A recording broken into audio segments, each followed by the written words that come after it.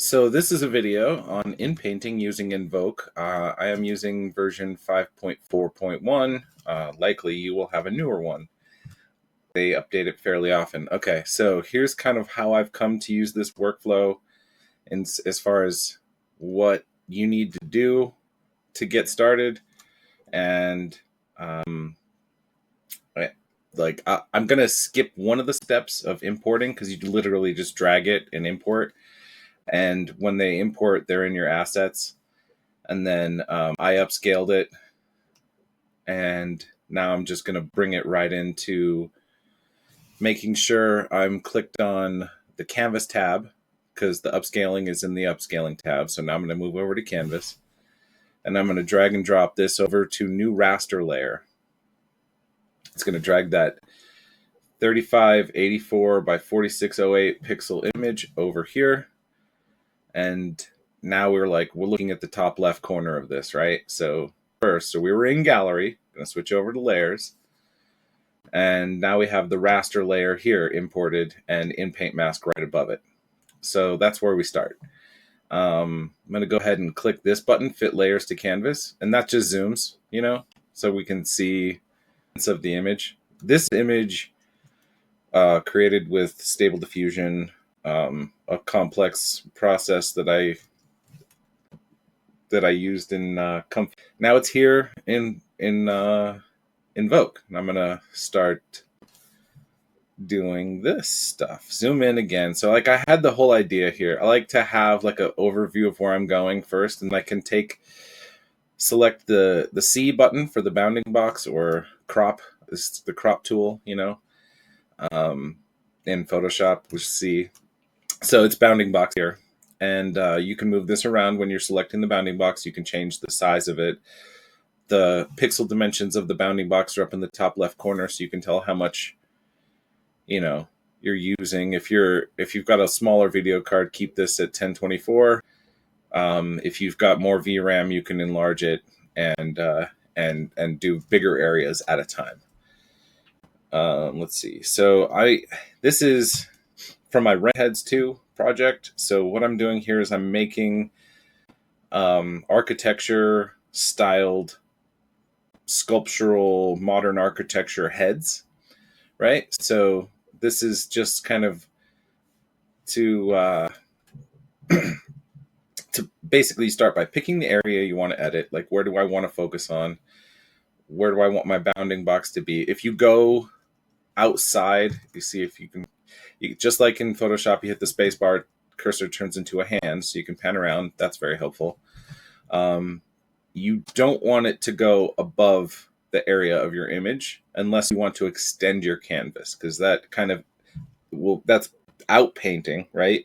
So there's two ways of doing inpainting. One is to delete from your image and have it reconstruct it.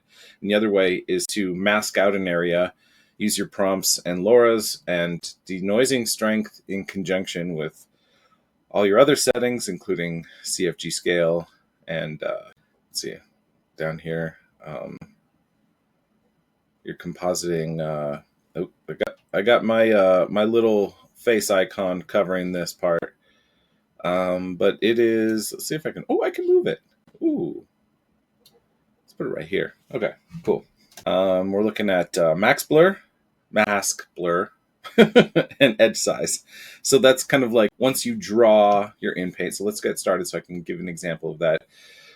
Once you draw your InPaint mask, you're going to click B for brush.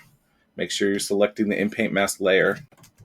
You can use the width up here, the slide, and change your width of the brush, or you can use the bracket keys like in Photoshop for increasing and decreasing the brush size. So once you've, see, I just did some clicking. This is a little bug I've noticed. It doesn't really show what you've drawn, but it shows that you have drawn up in the thing. Now, to fix that, you can either zoom out and zoom back in, which is kind of tedious and annoying, or you can just hit the spacebar key and wiggle your canvas a little bit, but then it will show, and then you can draw while it's updating currently. So that is something I think they should address in future updates, because the focus of the screen or whatever's going on behind the scenes, it's taking away from the ability of that to recognize that you've already started drawing, and it kind of just doesn't show up. So, but if you refresh it by moving it or zooming in and out, it will show up. So E is also for erase, just like in Photoshop again. See, I love these shortcuts that are universal across different programs, because I spent, a couple decades using these shortcuts. I don't want to relearn new ones. I don't think your program is so good that it deserves new shortcuts, no matter what your program is. Sorry. that goes across the board for all software packages, not this specifically. So I'm going to give it a little bit more area here on the bottom, because I don't want my crop or my in-paint mask to be too close to my bounding box. I want it to have some room. Obviously, the edge, it can go right up to the edge, because that's going to stop and leave a sharp edge there, because it's the edge of the image. But if you did the same thing with the bottom side of this and you did right up to the edge of it, it's going to leave a sharp edge right here, and you want it to smoothly blend into your image. So you want it to essentially have room to blend in. And that's where this edge size comes in. So back to this section on the lower left, the compositing section. And we're in the coherence pass tab of this section. Default, I believe, is Gaussian blur, and that's nice. It's a good kind of blur. I've experimented with all of them. I think this one's the best, but I don't see much of a difference, honestly. Edge size. Okay, so this is basically what it will see outside of your selection. So if you give it, like, it's in multiples of 16, so you can go 16, 32, 48, 64, all the way up to 128. If you're editing very small details, I've gone as low as 16. Most of the time I leave it around 64. Somewhere in this range is good. If you're doing skies or backgrounds, you might want to crank it all the way up, just because you want it to blur really nicely and have a lot of image to, you want it to gradiate and blend in versus having a sharp edge. So the more detail, lower edge size, bigger areas, big edge size. So in the sky area up here, I'm going to go with 64. Mask blur, I usually keep around the same area, because what this does is allows it to blur into the background or the raster layer below it at a bigger margin. So you can play with that. You'll notice that if you have the edge size really high and the mask blur low, you'll get some weird artifacts. Same thing with the other way around. If you have this set really low and this really high, you'll notice weird things. So tend to keep these about the same. If you're having trouble getting it to adjust enough, like your image is already very denoised and it's very blurry, doesn't have a lot of noise in it, sometimes it's helpful to use this min denoise just to like bump up the minimum level of denoise in your image. And I usually go as high as like 0.09, 0.1, 0.05, somewhere in there. But if I'm going to use that at all, in areas, but this one's already very noisy.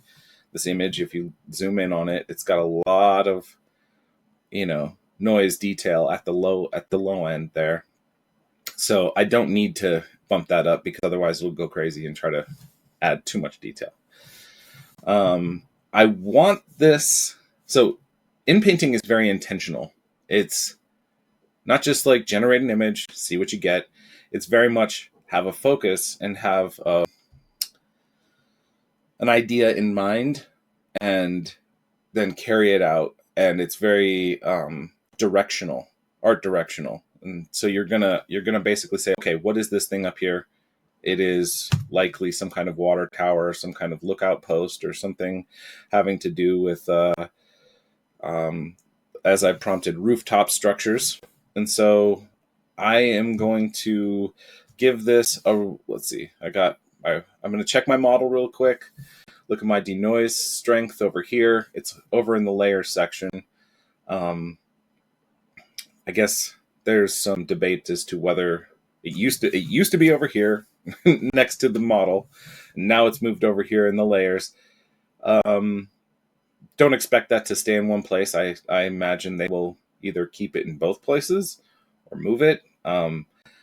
Working in tablet mode, having it in this thing becomes really difficult to edit, because then you have to pop this back open and close constantly, which was a pain just to edit the noise, because you can barely see anything in tablet mode unless you have this tab open, so, or closed, I mean. And it's something you need to edit fairly often. Depending on your image, you're going to need to vary this quite a bit. You have to play with this, get a feel for how this affects it. We're going to give we're going to start with 2 generations. I always do 2. Depending on your hardware, you might do 1. I like to have options. I like to see if it was the seed that got it wrong, or if it's on the right track, and then if it is on the right track, I like to have 2 to pick from. Sometimes I go as high as 10 generations. Sometimes I cancel all of them and redo my mask. Sometimes I redo my prompt. Sometimes I change the denoise strength along the way, turn on and off different LoRa's. It's all about trying to find the way to what you're looking for, whatever that takes, right? So experimentation and practice. So I'm going to go ahead and add these to the queue. Since I have 2 selected, when I add the button right here or up here on the Invoke, it's going to go and send that to my my video card to start. So as you can see, it hid the mask, and now it's processing in the background. And I'm not using any LoRa's. I've got a pretty low CFG scale for detail anyway. So we'll see what happens. Starts off, as soon as it gets to the point where it starts showing the live preview, it'll be in this area right here, and you'll see it kind of pixelate. All right, that looks like it attached a thing to the wall.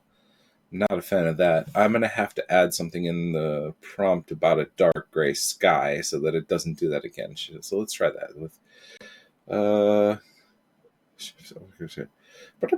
gray skies. Just add that in and do another 2. Okay, I want it to, so far, I'm okay with the rest of the settings. I'm going to see how this goes. But I'm going to give you some examples of what happens in the CFG scale and the denoise strength. Those 2 things, down here and up here, are the 2 most important things in painting and AI art in general. If you know those 2 things, you get a feel for those 2 things, you'll have a much better time using custom diffusion models. Okay, so it really took out a lot of that structure up here. If you can see, I can tab through using my arrow keys through the different things. So the first one, it looks like a speaker connected to a wall. I'm not into it. This one is a little closer to being a freestanding structure. This one looks like it's just part of a wall that happened to be in the background connected. It's fine, but it's not what I'm going for. And this one just created some wild texture. So my idea, based on what I'm seeing here, is that I need to lower my denoise strength. I'm going to put it down to 0.2, and I'm going to raise my CFG scale. We'll see what happens there. So I'm going to give another two sessions of invoking. It goes pretty quick here. Okay. Ooh. All right, I'm digging 6. Let's go back and see 5.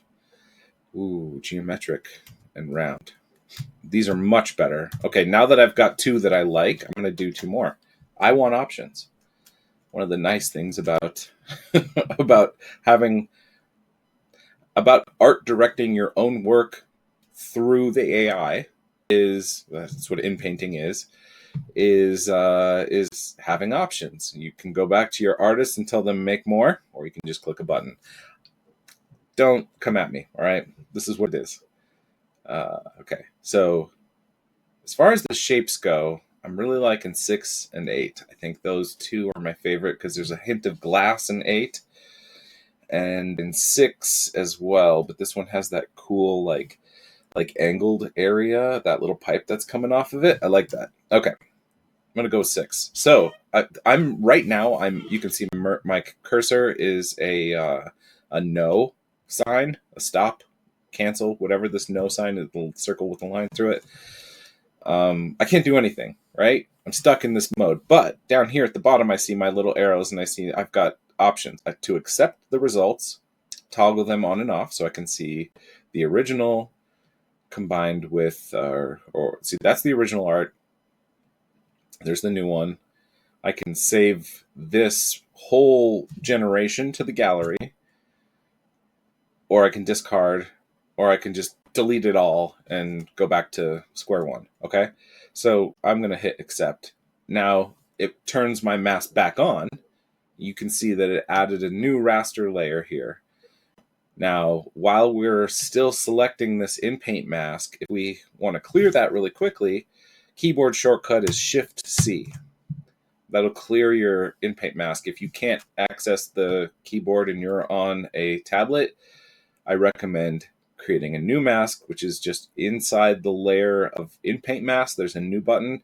You'll notice that Raster Layers has a new button, and at the very top you have a plus button to add different types of layers, basically. So you can go up to the plus and you can get InPaint mask, regional guidance, reference images, control layers, and raster layers for the focus, obviously global reference image. So all these things are helpful, but for the purpose of what I'm doing right now, I don't need all of it, but I'm going to go ahead and keep this new mask up here.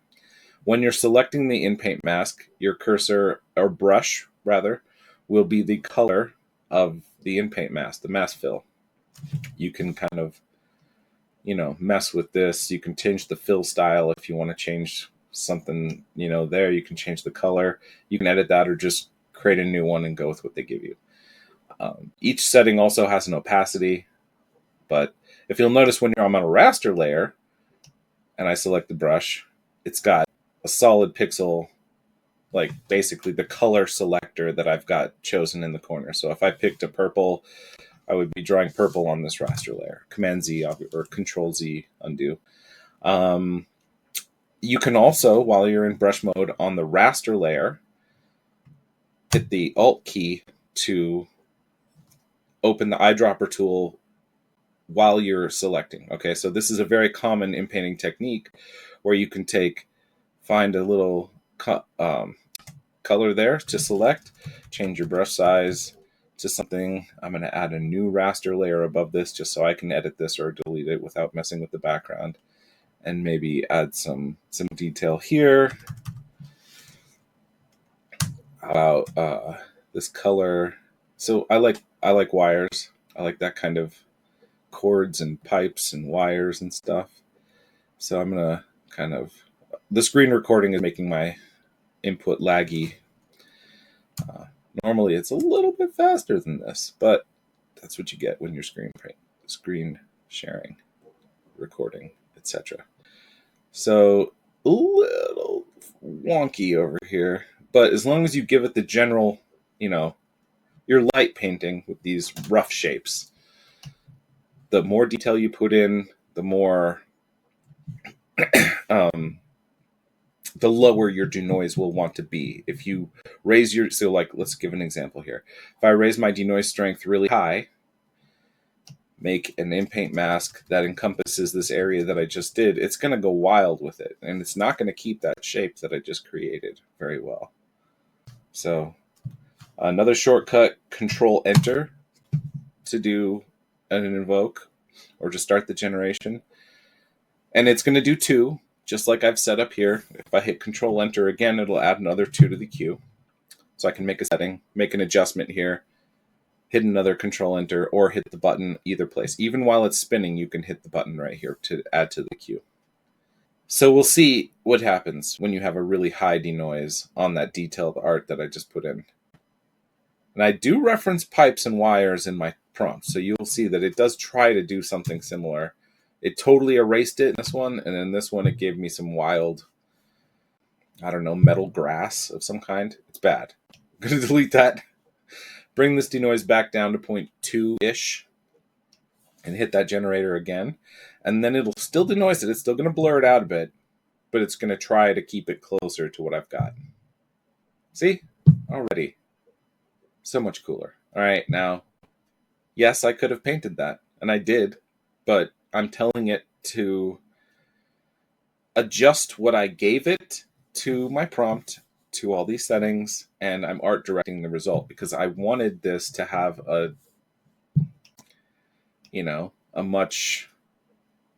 wanted it to have more interesting detail right there. Okay, that's it. Accept the results, Shift-C to remove the mask. I'm going to go over to this raster layer, and I've got enabled, You know, you got this little, this is your eye for each. You can turn off all your raster layers and then everything go bye-bye. Or you can do individual ones so you can see what that edit looks like above the original. So if I were to take my drawing and hide it, you can see what it did from this to this. So that's going to show you. And obviously you can mask out different areas of this. If you're happy with it, cool. Let's move on to another part. What I like to do, just to keep memory and, you know, all the different all the issues with file size and computer resources and stuff like that, I like to keep my layers low. So the best workflow I found for doing this was merge visible, which they include a little button right here on your raster layers. That's going to do all of this in one. So it's going to take everything and create a new layer above. Okay, there it goes. And then once I've got that new master layer, I'm going to delete everything underneath it just by clicking the delete button in a row. Okay. Switches back to my InPaint mask. Then I can scroll around my canvas here, switch to C for my bounding box, keyboard shortcut C. I'm hitting the space bar to switch to the hand so I can pan around and look at my image. What areas do I need to refine next? So I'm going to go over to this colored glowing window area. Kind of resizing it around this to give me a general box area. For these, this obviously, like again, the smaller the bounding box, the faster the generation, and the less video memory that you use. Okay. One thing to note: when you're working in InPainting mode, you always want to be sending to the canvas. If you do this other guy over here, send to the gallery, it's going to create all these pieces that you're creating, and it's going to put them over here as assets or images. But when you're working in InPainting, you basically want everything to be semi-temporary, you know? It's a working space, not like a final image space that you're going to go take. And you could do that and take it all into Photoshop and make a perfect composite. But this is the quick and dirty way, the faster way. And get more done in Invoke, then go back to Photoshop for color correction and, you know, detailed painting. So make sure you're on send to canvas. This whole time I should have said that. Back up. Okay, that was me hitting the play button. We're back to current time. InPaint mask. All right. Now, there's other ways. You don't just have to brush, and I gotta ask these guys to give me a lasso tool. I need a freeform lasso tool, and I need a polygonal lasso tool. And man, that would help me. Really, really help me. Because I do have this box. I can do rectangles, right? But I can't make them fit. So I still have to go back and erase their edges. Yeah. Oh boy. And with the lag from the video recording, this is kind of a nightmare.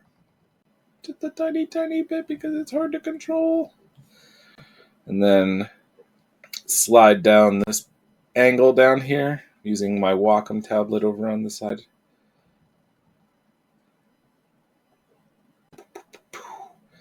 And then one down the middle. All right, these are windows. I don't need my dark gray skies prompt anymore. We're inside the building at this point. I might even go up and say of windows and give it a comma. Just to give it a hint, just to tell it, hey, okay, you know, we're here at the window section. I'm in the brush mode. Oh, eraser mode, back to brush mode. Didn't catch my keyboard, so I'm going to click it over here. I'm going to start and do 2 at 0.2 denoise. I'm going to bring that up to 0.3. Add 2 more. I'm going to bring that up to 0.45, which is my favorite creative denoising strength. Add 2 more. And I'm going to go to 0.6 just to show you some examples so we can see what it'll do if we give it the free rein to blur the pixels out and imagine more within that space. The prompt plays heavily into what this is doing, and so does the CFG scale. And let's see. It's definitely getting that overgrown. Oh, CB. That's where my keyboard shortcut was. It was still in the text box. Yoinks. All right, we're getting some wild results here. How many we got left? We got one more left in the queue. You can see that up here. And now you can see 8 of 8 down at the bottom. Okay, I'm going to tab through these by, not tab, I'm going to arrow through these by using my arrow keys on my keyboard, left and right. Sometimes, again, if you're outside of the focus, you need to hit that button manually, and then you can use the keyboard again. So 8 here, some really small windows. I mean, they are really defined as windows. I like that. So this was the 0.6 generations. Here was the 0.45. There's 2 of these. A lot of overgrown, which I kind of dig. I really like that hanging out there. All right. Okay, here are the 0.3. 2 generations at 0.3. 4 is decent. And then we'll go to 0.2. 0.2 kept as close to the original as possible. Honestly, I feel like 2 was my best option there. I'm going to go with that one. I'm going to go with 2. But then I'm going to bring it back down and actually just give it one more pass at 0.25 and see if I like a newer version of it. And if I don't, I have one thing I want to fix in particular, or I might just delete this and go back and do a little bit of raster painting and then InPaint mask again, repeat, rinse, etc. Okay, so we got 2 more options. I am going through these back. Okay, I don't like 2 because the angle here looks wonky. Just throws my eye off because the angle of this line and the angle of this line are not catching. So 1 is better. Now let's compare this to the original. So we're going to toggle on and off. Okay, that one gives a bigger window on the top left and kind of a little bit more specific detail in the top right window. Although, I don't like it. I'm going to kill it.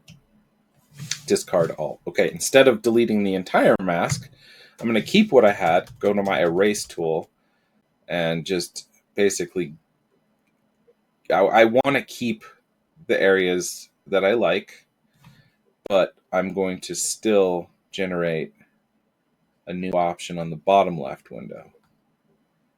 Okay, so to give it something more to see, to give it a hint of pixels to look at, I'm going to turn off the InPaint mask so then I can go add a new raster layer, switch over to B for brush, make my brush smaller with my bracket keys, which are right next to the P key on the keyboard. There's a curved bracket and a square bracket. The one on the right side is brush bigger. The one on the left is brush smaller. Okay. I'm going to use the Alt key to use the color sampler so I can pick some colors from up here. And here's where you start painting with light again. So I'm telling it there's an inside to this building. And let's see, some bright orange, medium orangish, brownish. I'm going to give it some areas to interpret. And again, a little bit brighter orange. And it really does not have to be that accurate. You want it to be obviously like indicative of what you're trying to create, but if it's more generic and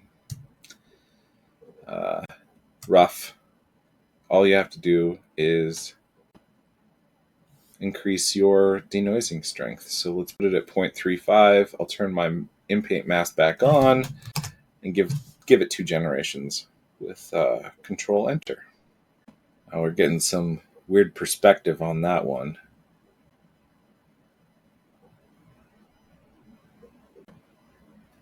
Not quite there yet. A little bit blurrier.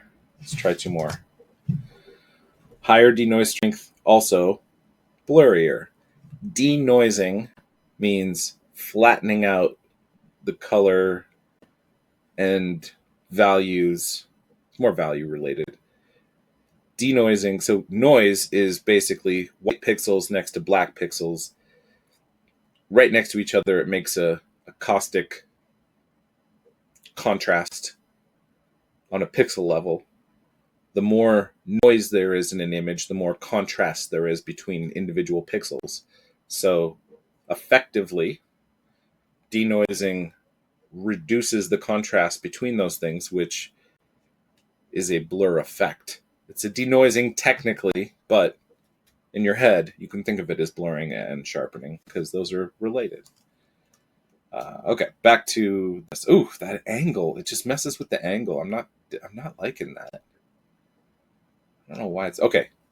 Here's an instance where we might want to lower the edge size and the mask blur so that we can get it sticking closer to that boundary we set. So I'm going to give it 2 more. Even though I'm at 0.45, I'm going to keep going with this. 0.45 is okay.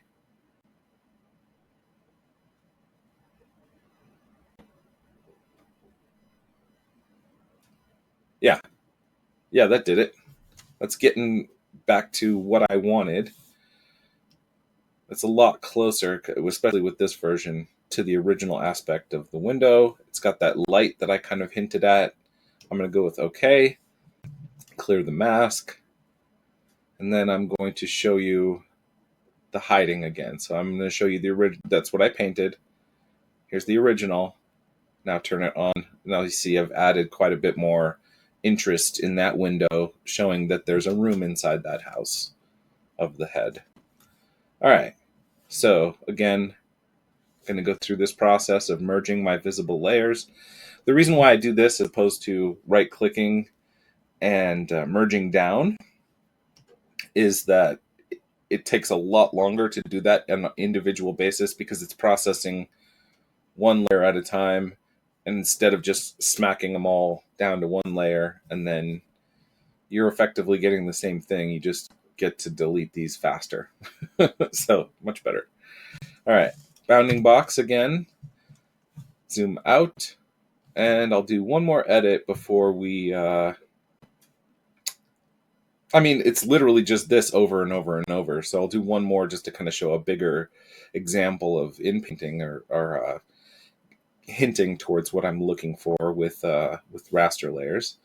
Obviously, if you took this whole thing, save it out, take it to Photoshop and do your painting there, you'll have a much smoother experience and a much better drawing tools. But the process of going between applications is always something I find really tricky and really troublesome because it's fumbling around and loading files and saving files, and it just creates a lot of digital mess on your computer. The least amount of time that I can spend switching between applications, the happier I am.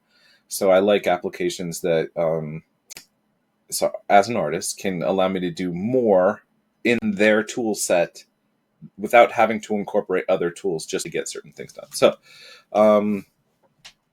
obviously, like color correction and final painting should, at this point still be done in Photoshop because they can give you a lot better fidelity.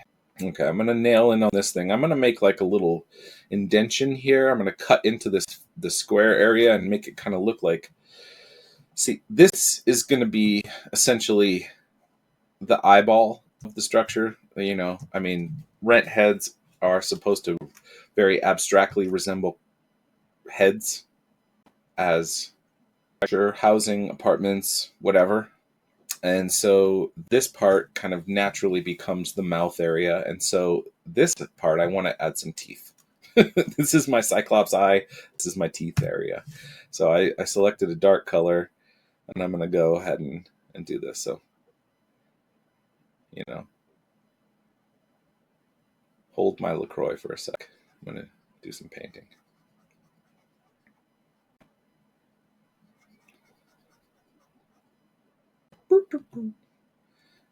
Sound effects are welcome, as we know.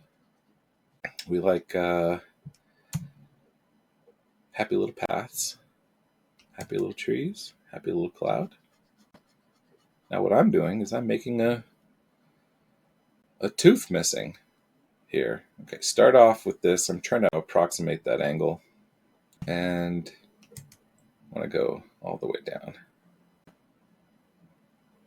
Wow, this janky responsiveness is definitely one of the downsides.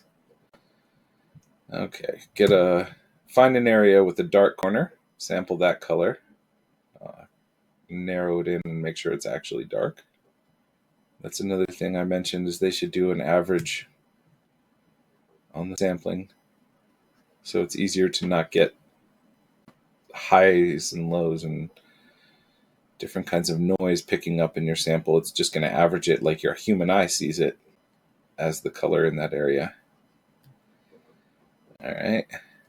And then this one, give it a little edge here as a highlight. And one more darker. I'm going to go even darker than this. I'm going to go back to this. Now let's do a manual color picker up to the corner and just slide it down like 50% more towards the darkest area of this. And then that way I can kind of give it a little bit more of a hint of this back corner here. And just to give it a little bit more like roughness, I'm just going to hatch it a bit. All right. That to me looks like a good general. Like if we were to zoom out, you could see that shape kind of resembles what I want it to be. Now I want it to go in and create the detail that I wasn't able to add. Okay, so we're going to make that mask right up to that edge. Over here, over here. And this time I'm going to change my prompt after I finish this nice little mask here. And I'm going to actually go down into this area. I want it to bleed into this. Okay. I'm going to change my prompt. Instead of photo of windows, I'm going to make this a cavity. Dark cavity. Concrete. Dark concrete cavity. Yeah. Okay. Control Enter. The fit for this video is one of my abstract watercolor paintings. You can find that at shop.jeffjag.com, my Redbubble store.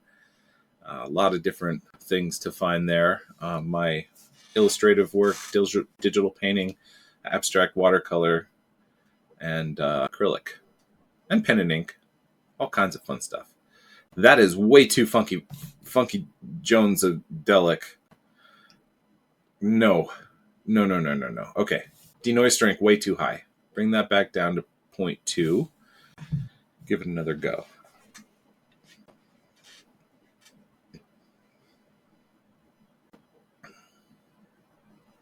Nope. Too low.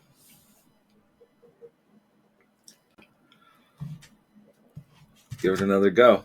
0.25 now.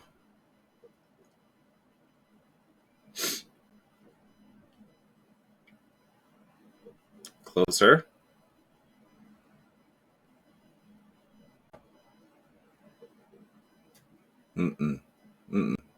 It's seeing a light down there, which is fine. That's part of my prompt. I'm going to lower my CFG. Give it one more time.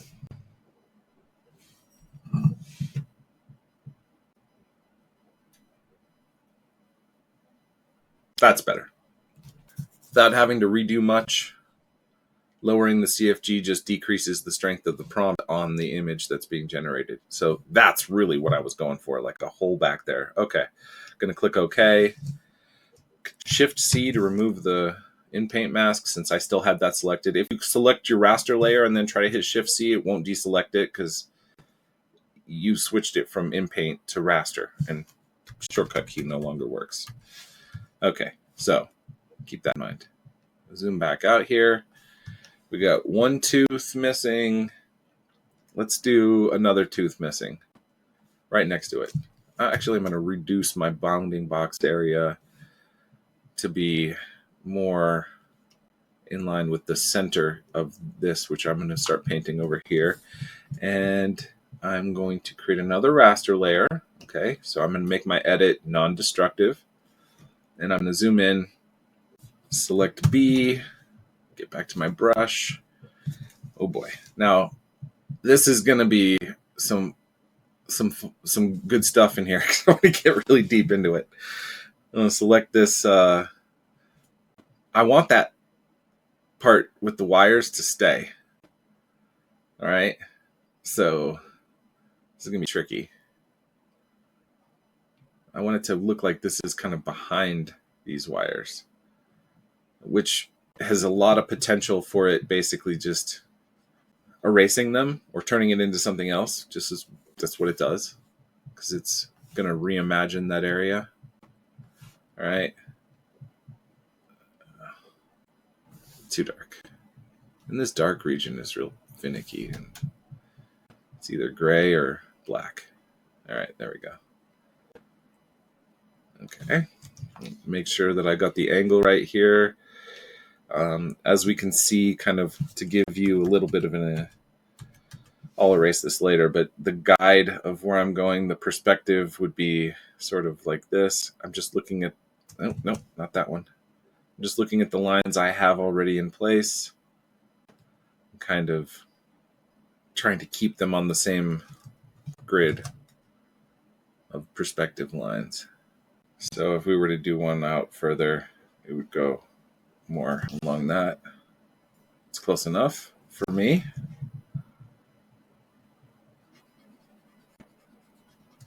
Make my brush a little bit bigger so I don't have to be so scratchy.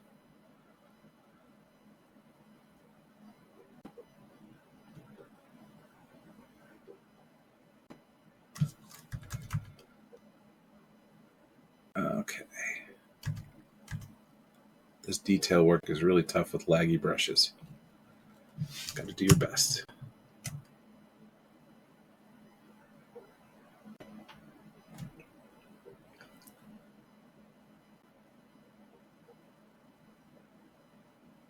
Okay. Now, one of the nice things, since I am working non-destructively, I can switch back to my eraser and just cap this off.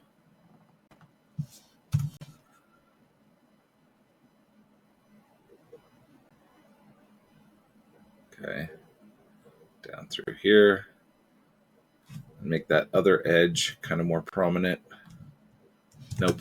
Stick out too far. Brownie. Make it more brownie. When brownies were invented and they were like, these are brown, let's call them brownies. And when cookies were invented, they were like, we cooked these, let's call them cookies.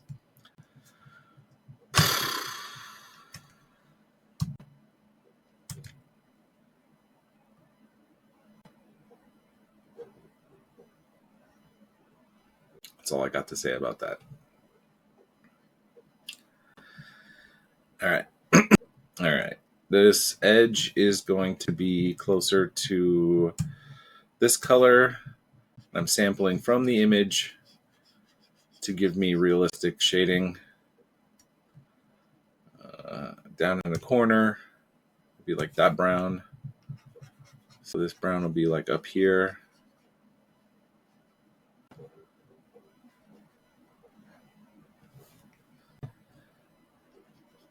In this area. And then this color, essentially, instead of having a corner right here, will just continue straight up. Because it just goes up in this area and fills in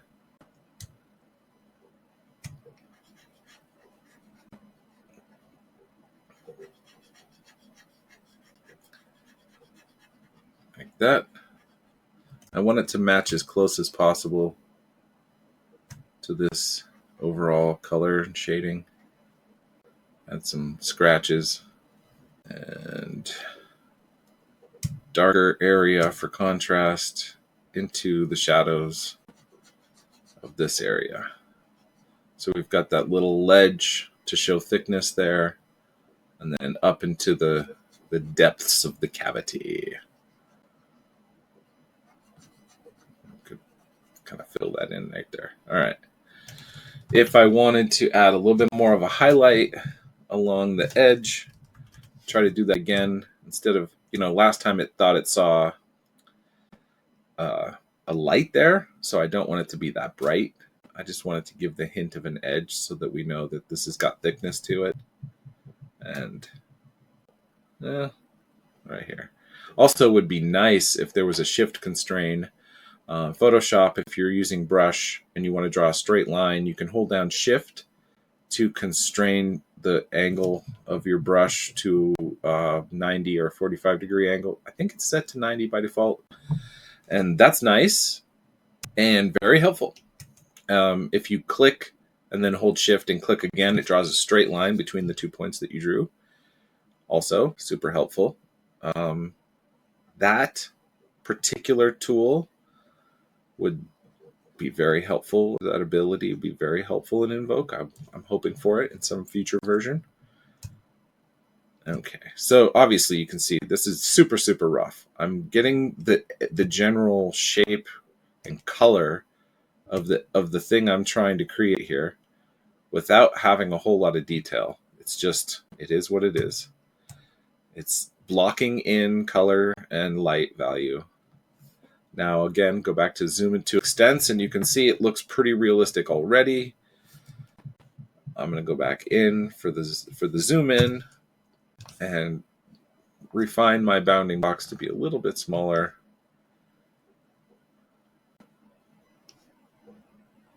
Okay, we're good there. Go back to my in-paint mask so I can mask this area off.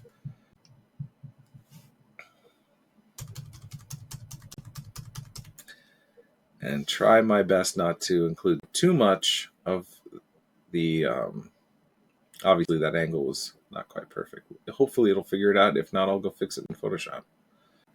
Okay. Get this little bit over here. And I've got my edge size set pretty low, 32. A denoise 0.25, gonna click go. I really didn't mess with any LoRa's this time around, so I can collapse that up. Ooh. Oh, when I like the results automatically on the first try, I always hit it again because you never know. You might have magic. I mean, if it's not perfect, but it's good, hit it again. If you're like moving on, accept, move on. That's what you can also do, is move quickly with this kind of editing. Okay, so we're seeing a little bit of that hint of it continuing up there. Keeping the wires. Let's try another one at a lower denoise.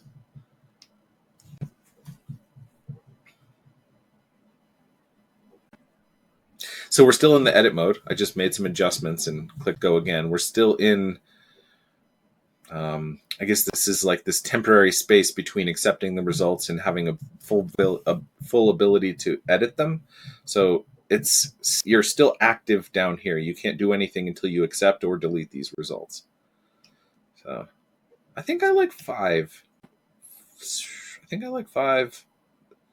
got that little hint of wires back there, which I really like. Okay, gonna go with 5. And as for this other lines that I used as kind of indicators over here, I'm just gonna delete these before I move on. Okay. It actually incorporated that into my, you see that? It incorporated it into that generation. So even though that mask blur was only set to 30, that was enough to get it all the way out there. Even though my mask was set just to this area, it blurred it all the way out and got that little tiny hint of a perspective line that I drew in there. That's crazy. Just shows you. Got to pay attention to those. All right. At the point where I'm ready to take it to Photoshop, what I do is I collapse it down one more time. So I'm going to get a full layer here, another master layer. I'm just doing this to save space so that I don't have all these extra pieces clogging up my hard drives. And then, but if you want to go back to it, I never do, but if you want to go back to it, leave the layers and then just click saved canvas to gallery up at the very top. So at the very top where you see the zoom indicator right here at 100% plus or minus, zoom to extents, there's this little save disk button. Oh, remember disks? No one ate. Okay, well, that's a disk. For anyone who wasn't born in this century, that's a disk.